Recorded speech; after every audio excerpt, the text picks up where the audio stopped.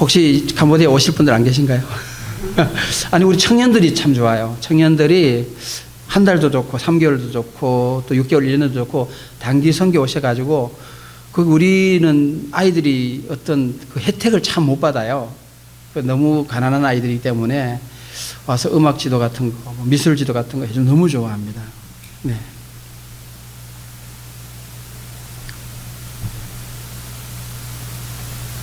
제가 잠깐 기도하고 시작하겠습니다. 참 좋으신 우리 아버지, 주님 안에서 우리 보나콤을 통해서 제가 향기를 배우게 하시고 또 이 귀한 공동체를 통하여 협력 선교를 하며 함께 하나님의 나라를 건설해 갈 수 있도록 우리를 인도하심에 진심으로 감사드립니다. 사랑하는 이분들이 이곳에서 이름 없이 빛도 없이 또 많은 선교사들을 도우며 후원하며 그들을 위해 기도하며 살아가는 이 아름다운 모습들을 하나님께서 기억하시고 주님 오시는 그날까지 주님 바라보며 믿음으로 나아갈 때에 눈에 보이지 않지만 하나님 기뻐하는 많은 일들이 일어나서 하나님이 영광을 받으시고 하나님의 나라가 확장되는 은총 있게 도와 주시옵소서. 이 시간에도 하나님의 귀한 말씀을 함께 나눌 때에 피차 은혜 받는 시간이 되게 도와주시고 무엇보다도 귀한 말씀 우리의 가슴에 새겨져서 우리가 도전받고 더욱더 주의 복음을 위해서 주의 나라를 위해서 하루하루를 성실하게 살아낼 수 있는 은혜를 덧입혀 주옵소서. 예수 그리스도의 이름으로 기도합니다.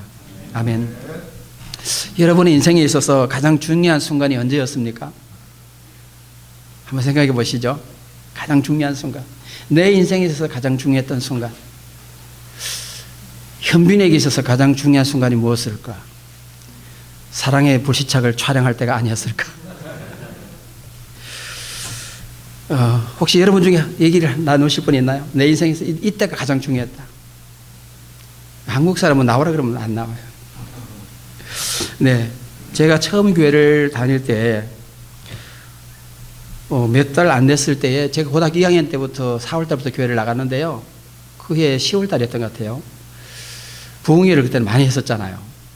그때 서울인가에 계시던 감리교회 목사님이셨어요. 노수 목사님께서 와서 말씀을 전할 때에 제목이 지금은 돌아갈 때였어요.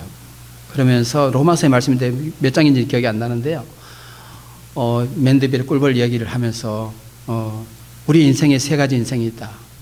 거미 같은 인생, 개미 같은 인생, 꿀벌 같은 인생. 그래서 우리가 꿀벌 같은 인생을 살다가 하나님께로 돌아가자. 그런 내용의 메시지였습니다. 저 때는 그게 참 도전이 됐었어요. 아, 내 인생도 하나님을 만나서 은혜를 받았으니까 남에게 정말로 유익을 주는 그런 인생을 살고 싶다. 그래서 목사가 되기로 소원도 했었고 안 가려고 발버둥 치다가 결국은 가게 됐고 오늘에까지 이르게 된 것 같습니다. 모든 사람들은 새로운 삶을 살아갈 계기가 있습니다. 오늘 본문에 나온 아브라함은 어떻습니까? 갈대아 우르에서 75세가 되기까지 뭐하고 살았는지는 아무도 몰라요. 그 아버지가 우상 만들었다는 얘기는 있지만 사실 아브라함이 뭘 했다는 얘기인지는 전혀 나오지 않고 있죠. 어쨌든 하나님께서 오늘 본문에 보면 이제 아브라함을 부르시는 장면이 나옵니다. 여러분, 성경은 어떻게 나누면 잘 나눈다고 할 수 있을까요? 우리 보통 알고 있으니까 신약 구약으로 나누면 될까요? 사실 성경은 창세기 1장부터 11장까지 그리고 12장부터 요한계시록까지로 나눌 수가 있습니다. 왜냐 그러면 창세기 1장부터 11장까지는 우리가 잘 알고 있는 것처럼 천지 창조, 인간의 창조, 그 다음에 인간의 타락, 그리고 이제 그 아담의 후손들, 그리고 노아의 홍수, 그리고 아벨탑 사건까지, 그리고 10장 마지막에 보면 셈의 족보가 나옵니다. 그리고 12장에 느닷없이 하나님께서 셈의 후손이었던 10대인가 12대인가 그럴 건데 이 아브라함을, 데라의 아들이었던 아브라함을 부르셔서 이제 하나님의 역사를 써가시죠. 어떻게 보면 하나님의 선교가 이때부터 시작되었다고도 볼 수가 있을 겁니다. 물론 예수 그리스도께서 이 땅에 오신 것은 뭐 선교사로 오셨다고 볼 수 있지만 하나님의 선교 역사는 이 창세기 12장부터 기록이 되었다고 볼 수가 있습니다. 그런데 이 바벨탑 사건에서 그 사람들이 한 게 무엇이죠? 아담과 하와가 범죄한 그 전체를 그대로 밟습니다. 창세기 11장 4절에 보니까 또 말하되 자 성읍과 탑을 건설하여 그 꼭대기를 하늘에 닿게 하여 우리 이름을 내고 온 지면에 흩어짐을 면하자 하였더니 우리 이름을 내자는 거죠. 뭡니까? 하나님처럼 되겠다는 거죠. 하와가 선악과를 따먹은 이유가 뭐죠? 너가 그걸 따먹으면 하나님처럼 될 수 있다. 하나님처럼. 인간의 교만의 가장 극치죠. 사실 우리가 얼마나 연약한 존재들입니까? 성경에는 그래서 우리를 뭐라고 표현하고 있습니까? 먼지라고 표현하고 있죠. 먼지. 우리는 진짜 먼지예요. 아무것도 할 수 없는 먼지와 같은 존재들을 하나님께서 성령으로 생명을 불어넣어 주시니까 호흡하는 자가 되고 하나님을 찬양하는 자, 하나님 아는 자가 되었는데 그걸 모르고 하나님처럼 되겠다고 얼마나 어리석은 겁니까? 우리가 컴퓨터를 지금 쓰고 있잖아요. 앞으로 인공지능이 어디까지 발전될지 모르겠어요. 정말 영화에 나오는 것처럼 야, 사이보그가 사람을 지배하는 시대가 올지 않을까? 걱정하는 분들이 있습니다. 왜냐 그러면 우리는 잊어버리잖아요. 근데 얘들은 잊어버리지 않잖아요. 다 저장되어 있으니까. 영화에서 일어나는 실제로 일어날지도 모르겠다는 생각도 들어요. 어쨌든 선악과를 따먹고 하나님을 대적했던 그 모습 그대로 바벨탑 사건에서 그 후손들이 그렇게 하는 것이죠. 그래서 하나님의 선교가 시작이 되는 겁니다. 아브라함을 부르셔서 정말로 무명의 사람, 갈대우르에서 무엇을 했는지도 모르는 그 사람을 아브라함을 불렀습니다. 그런데 하나님께서 아브라함을 불러서 약속을 주십니다. 그 말씀이 무엇이죠? 너가 복이 되겠다는 거, 복. 여러분, 세상 사람들은요, 복에 대해서 어떤 개념을 가지고 있습니까? 중국에도 복복자를 참 많이 쓰잖아요. 그런데 그 사람들이 복복자를 쓸 때 이렇게 거꾸로 걸어 놓는다는 거 아세요? 근데 이 사람들이 알긴 좀 아는가 봐. 왜 그렇게 하는지 아세요? 복이 위에서부터 온대. 그래서 거꾸로 해놔야 됩니다. 사람들은 복에 대해서 굉장히 관심이 많습니다. 그런데 이 히브리 원문을 보면 바락이라고 하는 단어인데요. 무릎을 꿇다라는 단어예요. 무릎을 꿇다. 복이라는 단어에 무릎을 꿇는데 그 꿇다가 우리가 꿇는 게 아니라 하나님이 무릎을 꿇다예요. 무슨 얘기입니까? 그러니까 아브라함이 복이 되는데 하나님께서 무릎을 꿇고 종으로 섬겨주시겠다는 거예요. 복의 개념이 우리하고 완전히 달라요. 원래 시편 1편에 보면 복 있는 사람에 대해서 나오잖아요. 복이라는 게 하나님께서 우리에게 무릎을 꿇대요. 그러니까 하나님께서 먼저 우리에게 종으로 섬겨주시겠대요. 그 실제로 예수님께서 어떻게 하셨습니까? 하나님과 동등됨을 취하지 아니하시고 우리의 몸을 입으시고 이 땅에 오셔서 겸손히 섬기러 오셨지 않습니까? 하나님께서 패역한 이 세대 가운데 우리를 섬기러 오셨습니다. 그래서 요한복음 13장 14절 15절에 보면 내가 주와 또는 선생이 되어 너희 발을 씻었으니 너희도 서로를 발을 씻어주는 것이 옳으니라. 내가 너희에게 행하는 것 같이 너희도 행하게 하려 하여 본을 보이느라. 너희가 이것을 알고 행하면 복이 있으리라. 새 계명을 너희에게 주노니 서로 사랑하라. 내가 너희를 사랑한 것 같이 너희도 서로 사랑하라. 예수님은 하나님께서 우리에게 주신 복음의 본체입니다. 그러니까 창세기 12장부터 하나님께서 우리에게 무릎을 꿇으시고 종이 되셔서 하는 일이 무엇입니까? 그게 바로 하나님의 선교입니다. 그래서 아브라함의 후손인 이스라엘 백성들에게 하나님께서 무슨 사명을 주셨습니까? 이 복을 전할 사명을 주신 거예요. 아브라함뿐만 아니라 아브라함의 모든 후손이 이 복의 통로가 되게 하신 것이 오늘 본문의 내용입니다. 그러니까 사실 이스라엘 백성들은 어떻습니까? 하나님의 선교를 위해서 부르심을 입었습니다. 그런데 여러분이 잘 알고 계시는 것처럼 이들이 그 사명을 잘 감당했습니까? 잘 감당하지 못했습니까? 한번 지금 구약의 역사를 쭉 한번 살펴보십시오. 지금 생각해 보면 그렇게 은혜를 받고 그렇게 축복을 받았음에도 불구하고 어떻게 하나님을 그렇게 대적할 수 있는지, 그게 인간이라는 걸 보여주는 거죠. 얼마나 인간이 부패하고 타락했는지를 우리는 구약의 역사를 통해서 우리의 모습을 보게 되는 것이죠. 지금도요, 이스라엘 백성들이 뭘 지키고 있습니까? 토라, 모세오경만을 지킵니다. 예수 그리스도는 그저 하나의 선지자로밖에 취급하지 않습니다. 그런데 요즘 우리 선교사님들 통해서 들려오는 소식이요, 그들 청년들 가운데 부흥이 일어나고 있대요. 복음이 들어가고 있대요.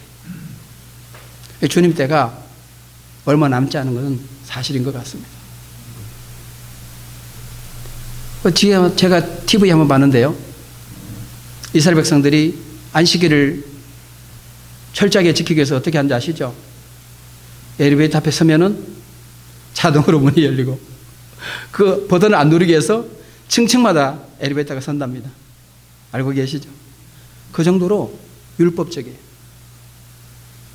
하나님께서 우리에게 주신 자유가 얼마나 큰데 그거를 이스라엘 백성들 아직도 깨닫지 못하고 있는 것입니다. 어떻게 보면 참으로 불행한 것이죠. 여러분, 이스라엘의 지리적 위치를 한번 보실래요? 어디에 있습니까?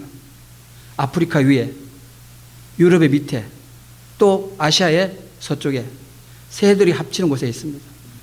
하나님께서 왜 갈대우르에 있던 아브라함을 불러서 여기로 갖다 놨을까요? 거기서 이스라엘 민족이 다 형성되게 하셨을까요? 이방의 빛을 전할 수 있는 전략적 지점으로 삼으셨던 것 같아요. 그래서 이사야 49장 6절에 보면 이런 말씀을 인용하고 있습니다. 말씀을 기록하고 있습니다. 그거를 사도행전 13장 47절에서 인용했는데요. 주께서 이같이 우리에게 명하시되 내가 너를 이방의 빛으로 삼아 너로 땅 끝까지 구원하게 하리라 하셨느니라 하니. 자, 신약의 선교는 우리가 알고 있듯이 다 가라는 선교예요. 그렇죠? 예수님께서 드린 명령이 가라입니다. 가라. 근데 구약의 선교는 뭐였습니까? 오라는 선교였어요. 이스라엘 백성이 구원의 빛을, 이방의 빛을 발할 때에 주변의 모든 나라들이 이스라엘을 통해서 하나님을 알게 되고 하나님을 예배하는 것을 원하셨어요. 그래서 출애굽기 19장 5절에서 6절에 보면 세계가 다 내게 속하였나니 너희가 내 말을 잘 듣고 내 언약을 지키면 너희는 모든 민족 중에서 내 소유가 되겠고 너희가 내게 대하여 제사장 나라가 되며 거룩한 백성이 되리라. 또 베드로전서 2장 9절에 보면 그러나 너희는 택하신 족속이요 왕같은 제사장들이요 거룩한 나라요 그의 소유된 백성이니 이는 너희를 어두운 데 가운데서 불러내어 그의 기이한 빛에 들어가게 하신 이의 아름다운 덕을 선전하게 하려 하심이라. 여러분, 우리의 위치가 바로 여기에요. 우리는 다 왕같은 제사장입니다. 그것을 통해서 이웃의 사람들이 우리를 보고 하나님을 발견하고 나오게 되는 것이죠. 마찬가지입니다. 구약의 이스라엘 백성들에게는 그러한 사명을 하나님께서 주신 것이죠. 사실은 하나님의 선교가 이스라엘 백성들이 구심점이 되어 주기를 원하셨습니다. 그러나 이스라엘 공동체는 어떤 사회였습니까? 개방된 사회임에도 불구하고 사실은 폐쇄된 사회였습니다. 출애굽기 12장 38절에 보면요, 수많은 잡족과 이방인들입니다. 양과 소와 심이 많은 가축과 그들과 함께 하였으며, 그러니까 다른 여러 민족들이 이미 출애굽할 때 같이 그들이 출애굽을 했습니다. 그러니까 애굽에서 이미 다른 민족들을 포용하는 개방 공동체였다고 하는 것이죠. 그리고 출애굽기 23장 14절에 보면 너는 매년 3번 내게 절기를 지킬지니라. 유월절에 이방인들이 참석할 수가 없죠. 근데 참석할 수 있는 사람들이 있었어요. 어떤 사람들입니까? 할례 받은 사람. 할례 받은 사람은 참석할 수가 있었어요. 그 여러분 성전 한번 떠올려 보십시오. 머릿속에. 성전을 중심으로 이방인의 뜰이 얼마나 큰지 아시죠? 이미 성전에서 구약시대에 이방인들이 와서 예배할 수 있는 장소가 준비되어 있었습니다. 그들을 다 포용하는 공동체가 바로 이스라엘 공동체였습니다. 이방인이지만 할례를 받으면 이스라엘 백성으로 되는 공동체가 되는 것을 볼 수가 있습니다. 여러분, 유월절을 왜 지키는 것입니까? 하나님께서 너희를 어떻게 구원하셨는지를 기억하라고 하는 것이죠. 오늘 우리는 이 십자가의 사건을 통해서 유월절을 체험하고 또 같이 출애굽의 감격을 누리는 것입니다. 그러므로 우리에게는 이 출애굽과 같은 유월절을 통해서 또 예수 그리스도의 구속의 은혜를 통해서 이 구속의 은혜를 누려야 하는 것입니다. 그리고 또 모세는 어떻습니까? 모세의 아내는 어땠습니까? 이방인이었습니다. 미디안 족속이었습니다. 또 갈렙은 유다의 집안, 실제로는 이방인 겐 족속이었습니다. 그리고 그 온니엘은요, 이스라엘의 첫 번째 사사가 됩니다. 대단한 거 아닙니까? 예를 들어 설명하자면, 지금 우리 북한에서 탈북해서 보면 태영호 의원이 국회의원 하고 있잖아요. 그 이 양반이 우리나라 대통령 하나랑 마찬가지 정도예요. 온니엘도 실제 인물입니다. 열왕기하 5장 17절 18절에 보면 아람 나라 나아만 장군이 어떻게 하나님을 믿는가를 보여주는 내용이 나옵니다. 그가 림몬의 당에 들어갈 때에 어쩔 수 없이 신 앞에 경배하지만은 뭘 가져가요? 이스라엘의 흙을 가져가. 내가 림몬의 당에 들어서 경배하긴 하지만 내가 믿는 것은 하나님이다. 그걸 보여주는 것이죠. 또 역대하 2장 17절에 보면 전에 솔로몬의 아버지 다윗이 이스라엘 땅에 사는 이방 사람들은 조사했더니 이제 솔로몬이 다시 조사하며 모두 15만 3,600명이라. 예전에 다윗이 인구조사를 하다가 하나님 앞에 정말 큰 벌을 받았습니다. 그런데 솔로몬이 다시 인구조사를 했는데 이방 사람이 예루살렘 안에 몇 명 있었어요? 15만 3,600명이 있었다는 거예요. 그리고 이 사람들이 성전을 건축할 때도 적극적으로 참여했을 것입니다.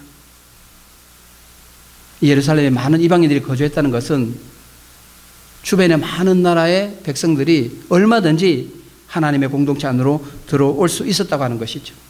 그리고 열왕기상 8장 41절에 보면 솔로몬의 성전 봉헌식 때 이런 기도문이 나오죠. 이방인이라 할지라도 그들이 손을 들어 기도하면 하나님께서 들어달라고 합니다. 또 이사야 56장 7절에 보면 만민이 기도하는 집에는 이스라엘 백성과 이방 사람의 구분이 전혀 없는 것을 우리는 볼 수가 있습니다. 그러나 이스라엘 공동체는 하나님께 받은 이 선교의 사명을 어떻게 하겠어요? 자기들만 택합하던 선민의식, 우월의식으로 변질시켜 버렸습니다. 사도행전 15장에 보면 어떤 유대인들이 안디옥에서 이방인들이 예수를 믿을 때 그들에게 뭐라고 권면합니까? 너희들이 할례를 받아야 한다. 그러니까 사도 바울이 뭘 말합니까? 이것을 공회에다 정식으로 요청하잖아요. 이방인들이 예수 믿었을 때 그들 우리처럼 율법을 지키고 할례를 받아야 되느냐? 그게 아니라는 것이죠. 그때 결정한 것이 무엇이죠? 우상의 더러운 것과 또 음행과 목매어 죽인 것, 피를 몰려할 것, 이것을 결의하고 그들이 굳이 할례를 받지 않아도 된다고 얘기했죠. 아담과 하와는 사실 하나님의 통치에 어떻게 보면 실패를 했습니다. 그들이 불순종함으로 거부했습니다. 고린도전서 2장 13절에 보면 우리가 이것을 말하거니와 사람의 지혜가 가르친 말로 아니하고 오직 성령께서 가르치신 것으로 하니 영적인 일은 영적인 것으로 분별하느니라. 영의 마음은 우리가 그리스도의 마음, 그리스도의 가르침에 복종하는 것입니다.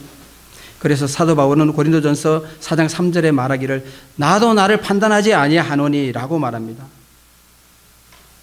주의 다스림만, 주의 판단만을 받겠다고 하는 것이죠. 왜 그런 고백을 하게 되는 것이죠? 그는 일생을 하나님의 영광을 위해 살았습니다. 그런데 하나님께서 하나님 공동체 안에 들어오지 못하는 다른 사람들을 심판하실 때는 적극적으로 포용하라고 하면서도 또 이방 민족을 심판할 때는 그렇게 잔인하게 할 수가 없습니다. 무자비하죠. 어떻게 합니까? 여호수아가 가나안 땅으로 들어갈 때에 그 앞에 있던 적들을 여리고라든지 아이성이라든지 여기에 있는 사람들을 어떻게 하라고 하죠? 완전히 다 진멸하라고 하잖아요. 왜 그렇습니까? 하나님의 백성이 구별성을 위해서입니다. 그들의 우상 문화에 물들지 않게 하기 위해서입니다. 하나님의 다스림을 받는다는 것은 곧 순종이고 유일한 하나님을 섬기는데 우상 숭배는 가장 제거해야 될 것들이죠. 시편 68편 31절에 보면 고관들은 애굽에서 나오고 구스인은 하나님 향하여 그 손을 신속히 들리로다. 자원해서 손을 들고 하나님 앞에 나온 모든 이방인들, 또 이사야 19장 23절 25절에 보면 그날에 애굽에서 아수르로 통하는 대로가 있어 아수르 사람은 애굽으로 가겠고 애굽 사람은 아수르로 갈 것이며 애굽 사람이 아수르 사람과 함께 경배하리라. 그날에 이스라엘이 애굽 및 아수르로 더불어 셋이 세계 중에 복이 되리니 이는 만군의 여호와께서 복을 주시며 이르시되 내 백성 애굽이여 내 손으로 지은 아수르여 나의 기업 이스라엘이여 복이 있을지어다 하실 것임이로다. 무슨 얘기입니까? 하나님께서 아수르도 애굽도 이스라엘도 누구의 백성? 내 백성이라고 하는 거예요. 그러니까 구약에는 이 하나님의 성경이 계속 흐르고 있는 것입니다. 말씀을 정리해 보려고 합니다. 하나님께서는 이스라엘 백성들이 무엇이 되기를 원하셨습니까? 이방의 빛이 되기를 원하셨습니다. 그게 뭡니까? 그게 하나님의 선교의 마음이었습니다. 수많은 사람들이 성전 건축에 참여하고 헌신했습니다. 또 이방인들이 손을 들어 기도할 때 하나님께서 그들의 기도를 응답해달라고 간청했습니다. 바울은 이방의 빛을 전하기 위해서 자신을 관제와 같이 부어드렸습니다. 여러분, 오늘 우리의 위치는 어디입니까? 우리의 선교의 위치는 어디입니까? 제가 선교사잖아요. 근데 제가 이번에 훈련을 받았으면 깨달은 게 있습니다. 목사하고 선교사하고 같습니까? 다릅니까? 달라요? 같아요? 저는 같은 줄 알았어요. 그 우리 이제 빨리 대답하는 젊은 친구가 하나 있었는데, 같습니다. 이랬어요. 그러니까 그 가르치는 강의하시는 분이 그러더라고요. 목사와 선교사는 다릅니다. 그럼 설명을 해 주시더라고요. 목사는 목양을 하는 거예요. 예수 믿는 사람들을 케어해서 그들이 자라게 하는 거. 그게 목사고, 선교사는 믿지 않는 사람들, 전혀 복음을 모르는 사람들에게 가서 전하는 게 선교사다. 맞습니까? 아닙니까? 맞는 것 같은데 그래도 헷갈리더라고요. 목사가 맞나 선교사. 저는 목사이기도 하고 선교사이기도 하니까. 뭐 어찌됐든 간에 우리는 누구로 부르심을 입었습니까? 사람들에게 복음을 전하는 자로 부르심을 입었으면 그는 누구나 다 선교사입니다. 우린 땅끝이라고 말하잖아요. 사도 바울 시대에 있어서 땅끝은 어디라고 생각했습니까? 예, 유럽의 서쪽 끝, 스페인, 서바나가 땅끝이라고 생각했습니다. 사실은 제가 있는 동네가 우리 성지사님 오셔서 알지만 거기서 한 40km 들어가면 도로가 막혔어요. 땅끝이에요. 난 내가 사는 곳이 땅끝이라고 생각합니다. 여러분들이 땅끝은 어디입니까? 대원리예요. 대원리의 모든 사람들이 구원받기 하나님 원하십니다. 이 보원에 있는 모든 사람들이 하나님께서 구원받기를 원하십니다. 그게 하나님의 선교이고 우리의 선교입니다. 여러분의 자리에서 타국으로 나가지 않더라도 복음을 전하는 것, 그것이 바로 하나님의 선교이고 우리의 선교인 줄로 믿습니다. 사랑하는 우리 보나콤의 공동체 식구들 여러분, 여러분의 마음속에 이 선교의 열정이 불타올라서 그리스도 나라가 확장되고 복음이 확장되는 그런 놀라운 은혜가 있기를 주의 이름으로 소망합니다. 기도하겠습니다. 고마우신 하나님, 하나님께서 이 땅에 오심으로 이 땅의 모든 민족을 구원하시기를 원하셨습니다. 하나님의 선교는 우리로 말미암은 것이 아니라 하나님께서 친히 시작하셨습니다. 아브라함을 부르시고 다윗을 부르시고 그 후손 예수 그리스도를 통하여서 이 땅에 오게 하셨습니다. 하나님의 선교는 하나님의 통치가 회복되는 것입니다. 이 세상의 모든 열방들이 주를 찬송하기를 원하십니다. 그러한 사명을 이스라엘 백성들에게 맡겨주셨지만 그들은 감당하지 못했습니다. 오히려 그 받은 그 큰 은혜를 자기들 것인 양, 자기들만 누릴 수 있는 권리로 착각하였습니다. 그래서 그들은 사명을 감당하지 못했고 수많은 고난과 고초를 겪었습니다. 오늘 우리는 이런 과거의 역사를 통해서 하나님께서 우리에게 베풀어 주신 은혜와 은총이 무엇인지를 깨닫고 내게 주신 이 선교의 사명, 누구에게든지 복음을 전하여서 하나님의 나라가 확장되게 하시고 모든 사람이 구원에 이르기를 원하시는 그 하나님의 뜻을 신실하게 이루어갈 수 있는 우리 모든 믿음의 식구들이 될 수 있도록 은혜 베풀어 주옵소서. 감사드리며 예수 그리스도의 이름으로 기도합니다. 아멘.